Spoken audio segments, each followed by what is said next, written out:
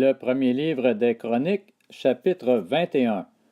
Satan se dressa contre Israël et il excita David à faire le dénombrement d'Israël. David dit à Joab et aux chefs du peuple, « Allez-y, faites le dénombrement d'Israël depuis Beer-Shéba jusqu'à Dan, puis faites-moi un rapport afin que je sache combien ils sont. » Joab répondit, « Que l'Éternel rende son peuple 100 fois plus nombreux. Mon Seigneur le roi, ne sont-ils pas tous tes serviteurs? Mais pourquoi mon Seigneur demande-t-il cela? Pourquoi entraîner Israël dans la culpabilité? » Le roi persista dans l'ordre qu'il donnait à Joab. Celui-ci partit alors et parcourut tout Israël, puis il revint à Jérusalem. Joab remit à David le résultat du dénombrement du peuple.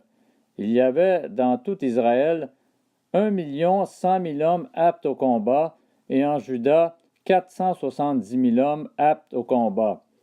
Il ne dénombra pas Lévi et Benjamin parmi eux, car l'ordre du roi lui répugnait. Cet ordre déplut à Dieu, qui frappa Israël.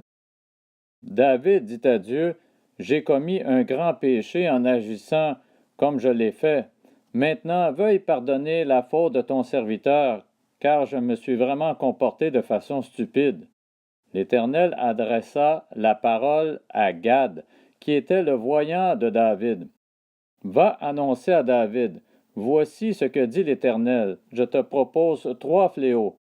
Choisis-en un, et c'est de lui que je te frapperai. » Gad alla trouver David et lui annonça, « Voici ce que dit l'Éternel.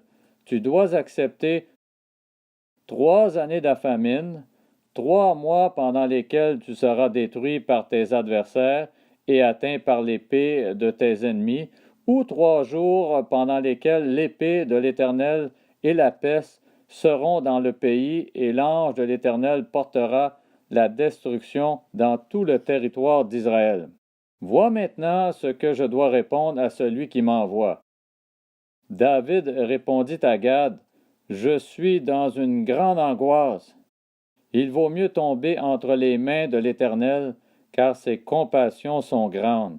Je préfère ne pas tomber entre les mains des hommes. » L'Éternel envoya la peste en Israël, et 70 000 hommes furent tués en Israël. Dieu envoya un ange à Jérusalem pour y semer la dévastation. Il était en train de le faire lorsque l'Éternel regarda et il éprouva des regrets face à ce malheur. Il dit à l'ange destructeur, « Cela suffit. Retire maintenant ta main. » L'ange de l'Éternel se tenait alors près de l'aire de battage d'Ornan, le Jébusien. David leva les yeux et vit l'ange de l'Éternel. Il se tenait entre la terre et le ciel, avec à la main son épée dégainée, tournée contre Jérusalem. Alors David et les anciens, couverts de sacs, tombèrent le visage contre terre. David dit à Dieu, « N'est-ce pas moi qui ai ordonné le dénombrement du peuple? C'est moi qui ai péché et qui ai fait le mal. Mais ces brebis, qu'ont-elles fait? Éternel mon Dieu, porte donc la main contre moi et contre ma famille, et n'inflige pas de fléau à ton peuple. » L'ange de l'Éternel ordonna à Gad de parler à David afin qu'il monte à l'aire de battage d'Ornan le Jébusien pour y ériger un autel en l'honneur de l'Éternel. David monta donc à l'aire, suivant la parole que Gad avait prononcée au nom de l'Éternel. Ornan se retourna et vit l'ange, et ses 4 fils, qui étaient avec lui, se cachèrent. Il était en train de battre du blé. Lorsque David arriva près d'Ornan, celui-ci regarda et l'aperçut. Il sortit alors de l'aire et se prosterna devant David, le visage contre terre. David dit à Ornan, « Cède-moi l'emplacement de ton aire de battage pour que j'y construise un autel à l'Éternel. Cède-le-moi contre sa valeur en argent, afin que le fléau qui frappe le peuple soit arrêté. » Ornan répondit à David, « Prends-le, et que mon seigneur le roi fasse ce qui lui plaira. Vois, Je donne les bœufs pour l'holocauste, les chars pour le bois, et le blé pour l'offrande, je donne tout. » Mais le roi David dit à Ornan, « Non, je veux l'acheter contre sa valeur en argent, car je ne présenterai pas à l'Éternel ce qui t'appartient, et je n'offrirai pas un holocauste qui ne me coûte rien. » David donna 600 pièces d'or à Ornan pour l'emplacement.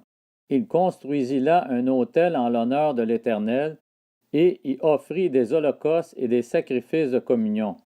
Il fit appel à l'Éternel, et l'Éternel lui répondit en faisant descendre le feu du ciel sur l'autel de l'holocauste.